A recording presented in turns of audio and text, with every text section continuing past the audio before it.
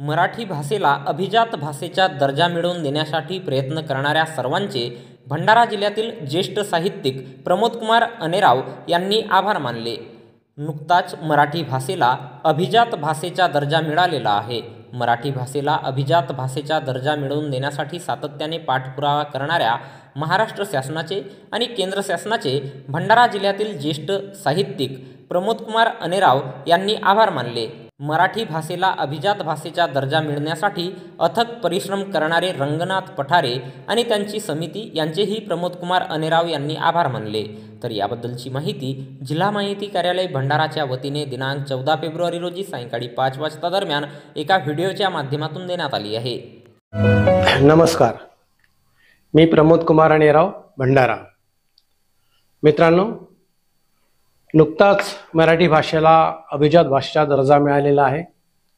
त्यामुळे तमाम मराठी भाषिकांचे मी मनपूर्वक अभिनंदन करतो आणि सातत्याने पाठपुरावा करणाऱ्या महाराष्ट्र शासनाचे आणि केंद्र शासनाचे सुद्धा आभार आणि अभिनंदन करतो।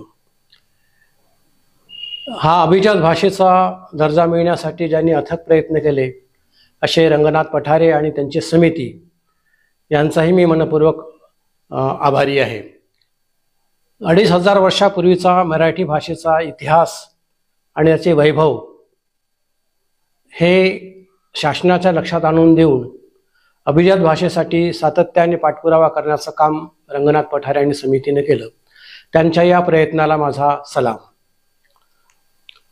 अभिजात भाषेच्या दर्जासाठी भंडारा जिल्ह्याचं योगदान काय आहे असं जर आपण विचार केला तर भंडारा हा अति पूर्वेकडील महाराष्ट्राचा जिल्हा आहे आणि प्राचीन वैभवयाला साहित्याचं कलेचं हे माहेरघर आहे। भंडारा जवळच असलेलं आमगाव इथे पद्मपूर हे जे गाव आहे ते भवभूतींचं गाव आहे।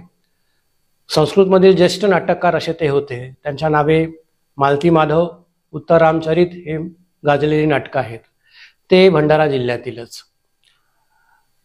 चक्रधर स्वामींनी आपला एका काळ या भंडारा जिल्ह्यातच डाकराम सुकळी येथे घालवला। चक्रधरांचे शिष्योत्तम असलेले निळूपंत भांडारकर हे सुद्धा भंडारा जिल्ह्यातीलच होते। एकूणच काय तर अभिजात भाषेचं आणि मराठी भाषेला समृद्ध करण्याचं काम या झाडी मंडळाने नेहमीच केलेलं आहे।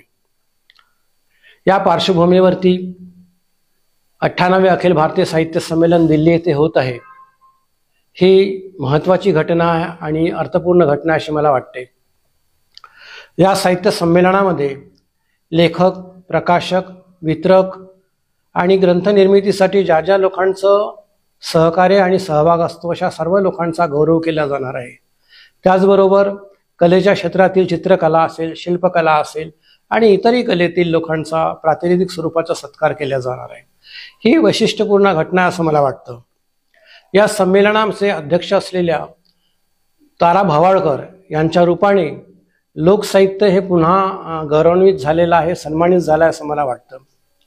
अखिल भारतीय मराठी साहित्य संमेलन दिल्लीला आहे। दिल्ली हे भारताची राजधानी, या राजधानी संमेलन होणं ही मोठी गोष्ट आहे। या निमित्ताने मराठी भारतीय पटलावर सन्मानित होईल असं मला स्वतःला वाटतं। या संमेलनामध्ये ज्येष्ठ लेखक, कवी, कथाकार, समीक्षक याबरोबरच नवोदित लेखकांना सुद्धा प्रतिनिधित्व मिळणार आहे। अशा या भव्य संमेलनाला माझ्या हार्दिक शुभेच्छा। धन्यवाद।